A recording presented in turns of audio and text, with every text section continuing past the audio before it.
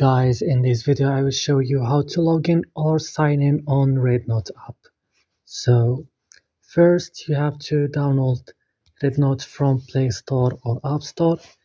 Now as you see, I open it. After I open it, I have to wait. Here I have two options, like if I wanna sign in or log in. If I have WeChat account, I will just click WeChat. If I wanna log in from another method, click here. And for example, I will choose my phone number. You can choose your Facebook or your Google account or your phone number.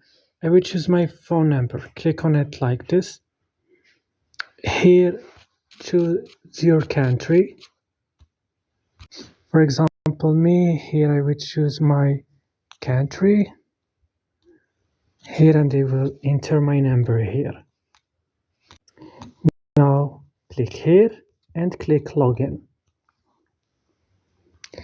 Now they will send me like a verification code. I have to write it here. After this, after you write your code, it will take you to this page. Choose your gender. I'm a male.